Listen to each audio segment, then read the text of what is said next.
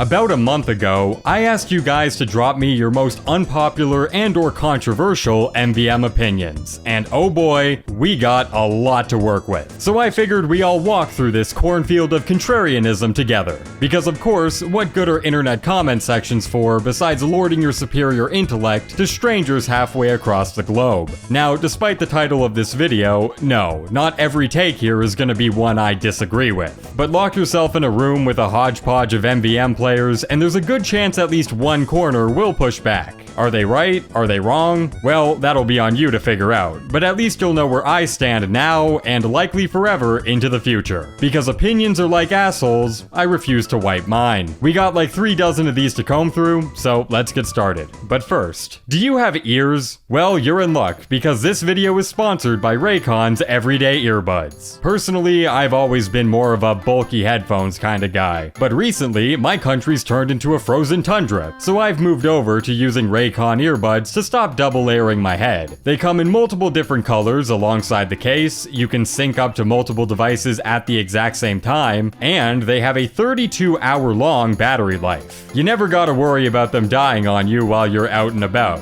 but even then, a mere 10 minutes worth of charge will get you a full 90 minutes worth of battery. They also come with noise cancellation, which is great when your roomie's a League player. Right now, holiday deals are on the rise, and Raycon's no different, and you can head over to buyraycon.com/WheezyTF2 for up to 25% off site-wide. That's right, up to 25% off everything by going to buyraycon.com/WheezyTF2. Thanks to Raycon for sponsoring the video. Now, on to your bad opinions.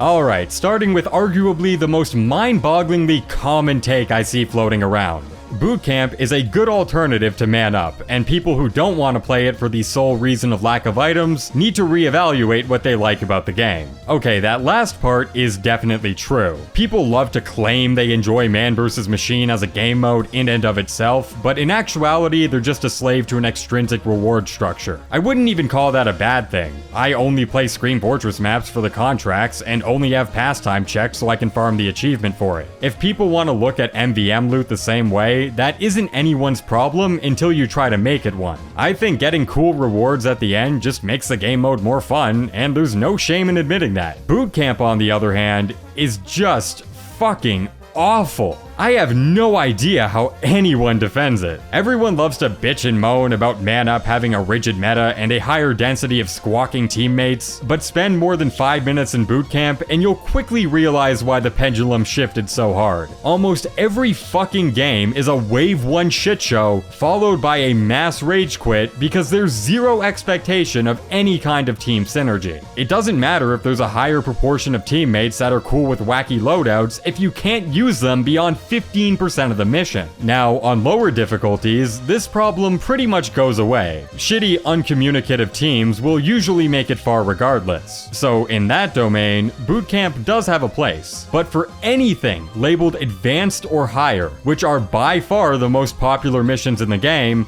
I'd go with Man Up mode every time. It may be a pick your poison situation, but at least you can drink one of those vials while actually getting to play a full mission. Plus, even if you don't want to pay, you can always leave before the round ends to keep your ticket and effectively play for free. The Gas Passer, relatively speaking, is one of the weaker, if not weakest OP weapon in the game. So in a vacuum, that's definitely true, but no one should be gauging balance in a vacuum. You always have to take into account the context surrounding a class's base stats and the litany of other tools they have available. Pyro is given on-demand crits, which only feeds into the gas's charge more often. Whenever a tank's in play, he gets them ad infinitum. The upgrade's always available wave 1, whereas the other weapons need 2 to 3 waves minimum to really get going. It's tied to the class in the game with the cheapest upgrade route, which allows for more resistance buys and therefore more uptime to chuck gas cans. It just becomes a perpetual loop where gas keeps Pyro alive and lets him farm crits more easily, which generates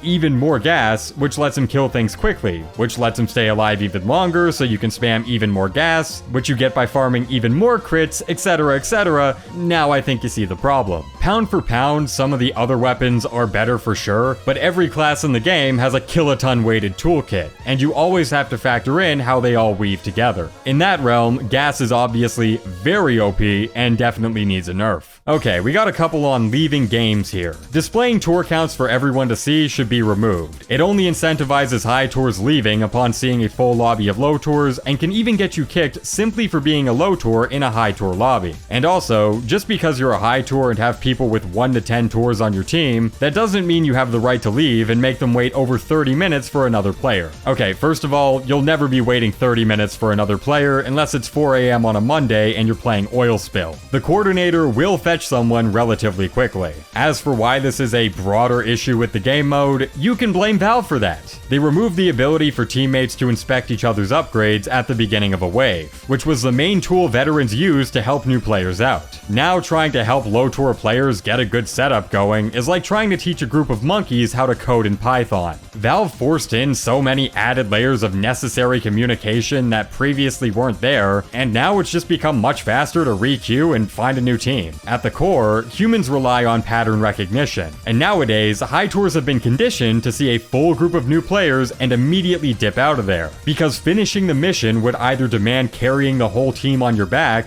or doing a whole ass PowerPoint presentation on how to buy dispenser range. I think the inspect change came from a good-hearted place, but it truly did fracture the player base beyond repair. There have always been people who would tap out at any sign of a low tour lobby, but now basically everybody does it, and I don't really blame them. In game design, there's a golden rule: incentivize and you shall receive. Don't blame the players following the incentives, blame Valve for incentivizing the wrong behavior. Okay, next. Every tour needs to have drops equal to every other tour. So Big Rock, for example, would have rewards as good as 2 cities, but it doesn't have to be the same drops. This would encourage a larger variety of maps to play. I don't inherently disagree, but you gotta remember that Mecha Engine and Gear Grinder have 3 missions compared to the 4 found within 2 cities. If you gave those tours equivalent drops, they'd quickly become the meta because you'd have 1 less ticket to buy for a full tour completion. I think things as they are right now have turned out relatively okay, besides Steel Trap and Oil Spill being entirely irrelevant. Mecha's where you go to farm Aussies the fastest, Gear Grinder's good for pre-made groups along with having the largest map pool, and 2 Cities has the best map design and the highest ROI,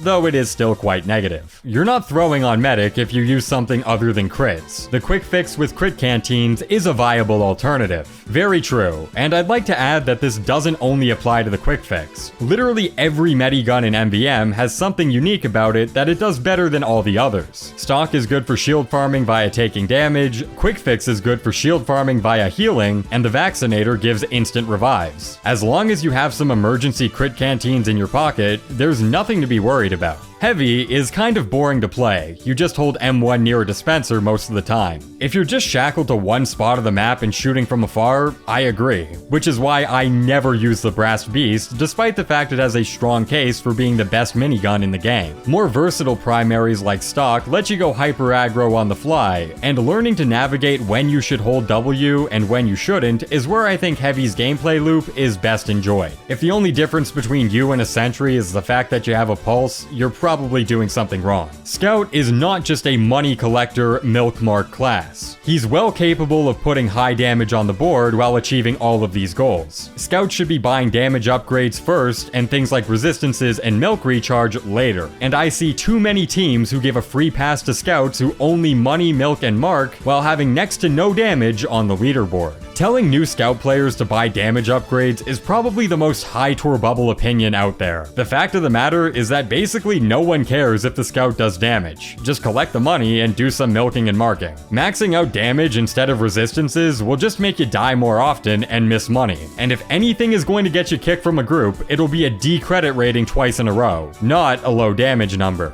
Gradually working towards weaving in damage upgrades as you get more familiar with the class, that's all well and good. But going whole hog right from the beginning as a new kid off the block is the shittiest advice you can give to a new scout player, and I'm genuinely shocked at how many high tours are actually promoting it. Wave 666 is the best official Valve mission. I actually agree. Maybe my perception's a bit different given my heightened experience, but if you forced me to play any bootcamp mission for the rest of my life, I'd pick Colliginous Caper 100% of the time. Okay, here we got another double. Infinite refunds was a terrible design choice because it killed the challenge aspect. But also, unlimited refunds has done more good than harm. It allows for variety and makes for a more fun experience. In my opinion, both of their reasonings are entirely correct, and whether it's preferable or not ultimately comes down to what you value. For a long time, you couldn't refund at the end of every wave. You had to wait until a specific point in the game to where your team collected an upgrade token. Real talk, I don't like this either. It's like, imagine going to a buffet, putting chicken on your plate, realizing it's not chicken, it's turkey,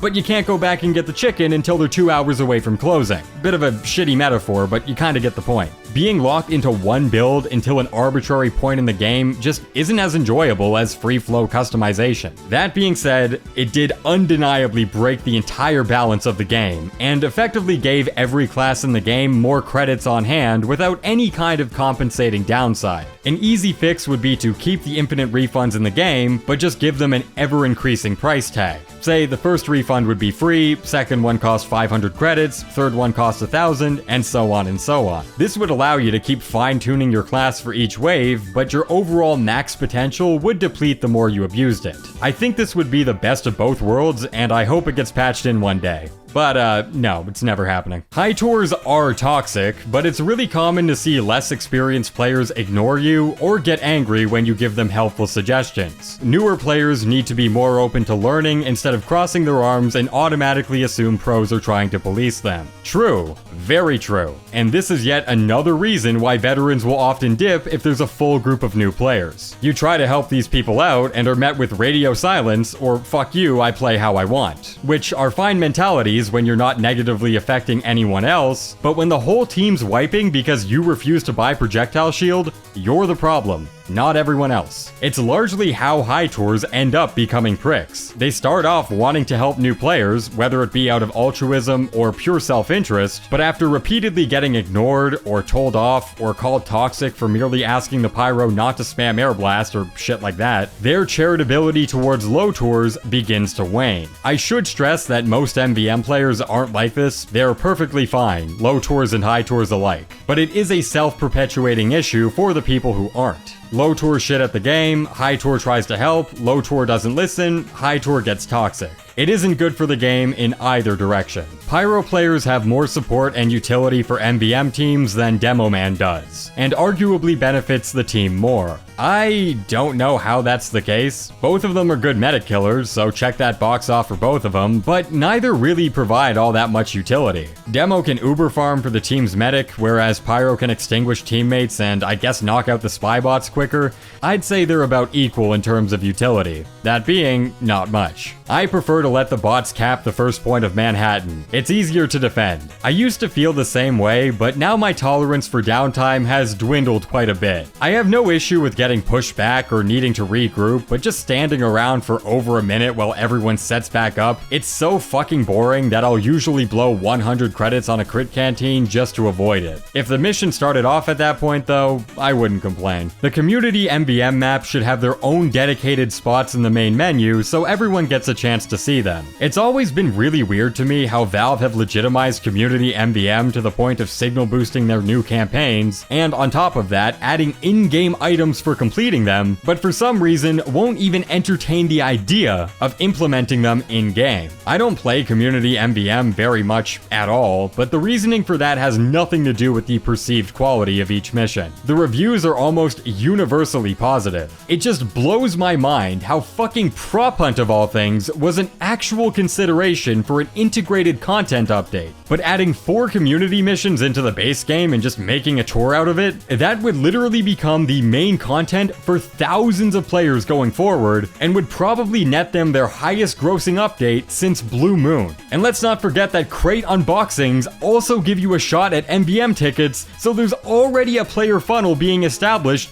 every time there's a seasonal update. I don't fucking get it. I've taken shits that have lasted longer than the hype for Saxton Hale. If Valve are ever gonna look to the community for new content additions, you got a whole brochure right here. Give it a try. If I'm hyping it up too much, so be it. But just one update. Give us one update where they added community MvM tours. See what happens. I think people would really enjoy it. I find it infinitely more fun to play with newer players that struggle to complete the mission than a high tour goon squad that steamrolls through through every challenge, given the new players are communicative. That hook at the end is a massive if, but in general, I agree. Actually having some tension helps keep things interesting, and you don't get a lot of that in high tour lobbies. Movement speed is goated on basically every class. 100% agreed. It's probably the most underrated universal upgrade in the game besides maybe ammo canteens. Beggar Soldier gets more flexibility to capitalize on ramp up, Engineer can reposition his buildings faster, Medic can keep up with Sentry Busters and get more Uber Saws in, and obviously it lets every class avoid oncoming fire much more easily, which is a really big deal. In fact, nowadays I rarely ever buy more than 1 point of blast or bullet res beyond the last wave, because at that point, quick feet alone is sufficient enough damage mitigation.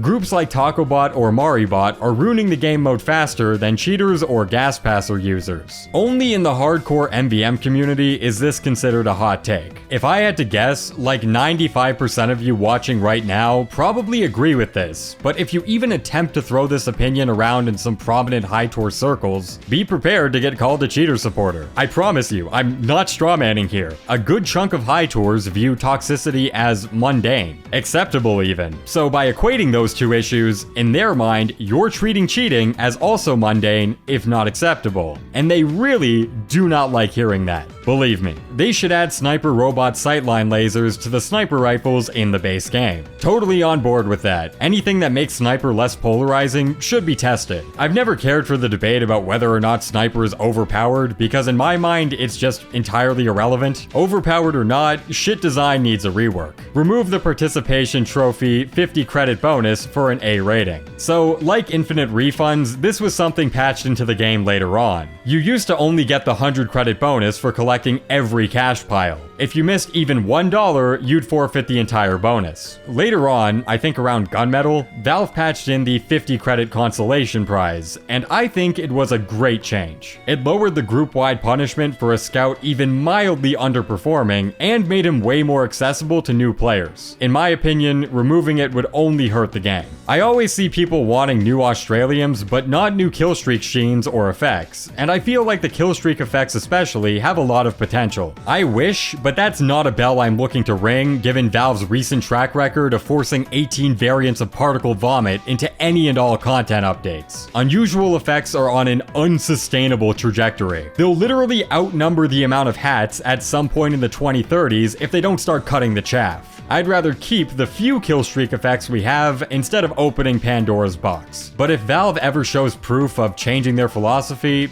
I'm game. Sure. TF2bers should stop making MvM videos. Hey, fuck you, man. We give great advice. Knockback is useful and fun as fuck. Everyone else is... Okay, maybe that last guy had a point. The matchmaking penalties for MvM need to return. Ooh, now that is a very, very spicy one. So, back when MvM first launched, it would put players who would repeatedly leave Groups Wave 1 into lower priority matchmaking. It was blatantly touted as a feature of the game mode. Now, this sounds good on paper as a toxicity deterrent, but in many ways, it was the opposite. As it turns out, forcing a player to stay in a lobby they really don't want to be in doesn't breed the most pleasant of attitudes. And who would that be taken out on? The rest of your team. The funny thing is that leaving matches would give you a queue penalty, but getting vote kicked wouldn't. So what players would do is ask their teammates to kick them from the game, and if they did not comply, they'd just AFK and fuck everything up for their team. This is another case of Valve having good intentions, but not having enough foresight to account for player behavior. And when you consider that now we have things like the gas passer and no more teammate inspection, both of which would cause a lot of potential strife, I think it's best we let players come and go as they please. It's better for everyone that way. Sniper shouldn't have explosive headshots, or at least have it toned down. Sniper being a pick class shouldn't have him soloing waves with one really good upgrade. The latter is definitely true. It's extremely degenerate game design that centralizes the whole mission around one class. Removing it entirely though, that would easily make Sniper the worst class in the game by a large margin. The best suggestion I've heard is to transform it into a chargeable cooldown rather than have it baseline. That'd probably balance him a bit better, but at the same time you probably just end up having the pyro problem where you accidentally blow your medic picking tool too early and you end up wiping the whole group because you didn't have enough leeway. I don't know. There's probably a good compromise here, but we can all agree his effectiveness ceiling is off the charts with enough skill, and I think lowering it would be a good call. The direct hit is a massively slept on primary for Soldier. Initial damage and projectile speed make missions go brr. Nah, not really. At least on Valve missions, you get slightly higher damage on giants and tanks, but completely demolish all of your AoE capabilities, which is the main reason why people play Soldier in the first place. Not to mention the fact that it gets bottlenecked by only allowing you to upgrade 3 ticks of the damage upgrade, so by the mid-game, any other rocket launcher will have caught up to its single target damage. There's maybe an argument for it being better than the Liberty launcher, but almost every other primary barring the rocket jumper has it beat.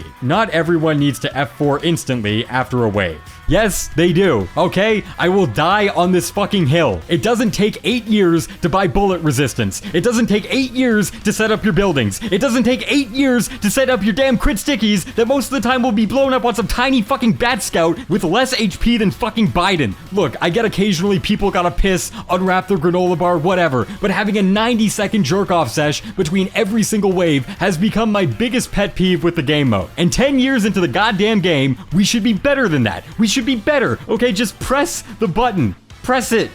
Press it!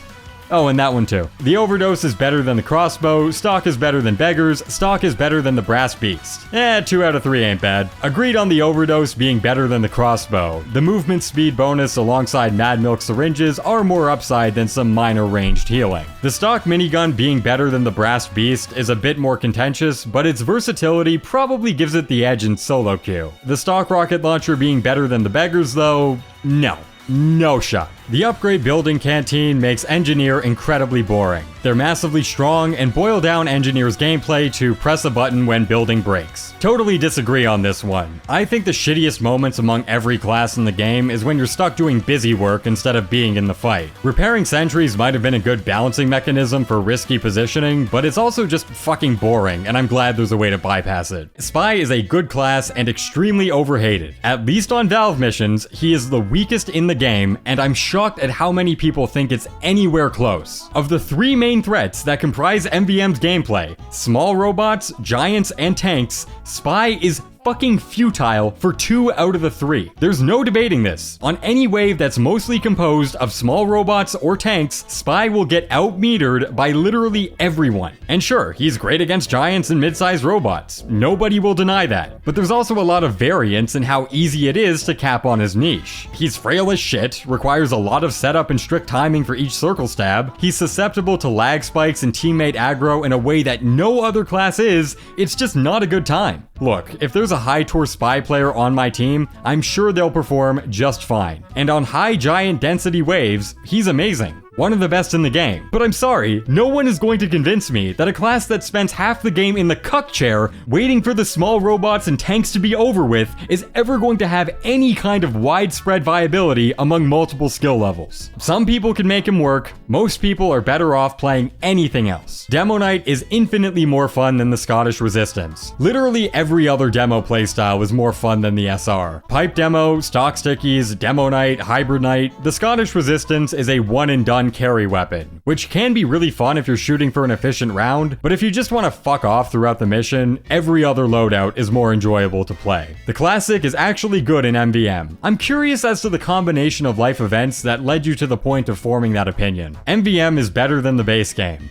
No, definitely not. Look, I know I'm the MvM guy around here, but I'm under no illusion as to how repetitive playing the exact same half-dozen maps can get. When you include community MvM, the variety does skyrocket, but at the end of the day, nothing's ever beating casual TF2. I have 12,000 hours on this game. Not even 20% of it has been spent playing MvM. And that might sound surprising given how much I talk about it, but I really do prefer PvP. I just don't talk about it much because I like making videos that no one's ever made before. And the decade-long drought of MvM content made it an easy mantle to pick up. And finally, everything about the MvM community has made me not want to play MvM whatsoever. They're so insanely toxic over a largely forgotten game mode in a game that's on borderline life support. I don't have the patience to deal with potential bad actors. We've talked a lot about toxicity both in this video and on my channel writ large, but you shouldn't ever take that as a proxy for how the majority of games go. In the same way that if all you do is scroll TikTok, you'd be convinced that every Waffle House in the country needs an armed security guard at every location,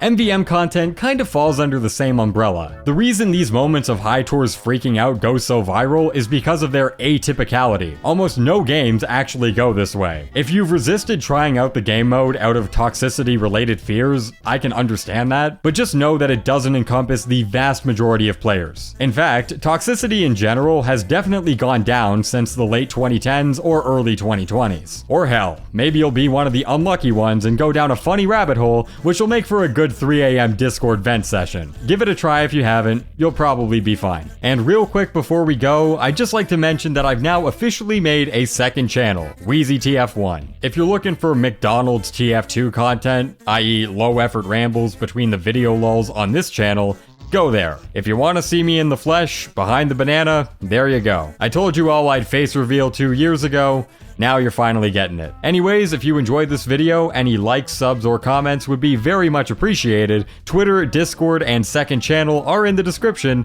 and that's all I got. See ya.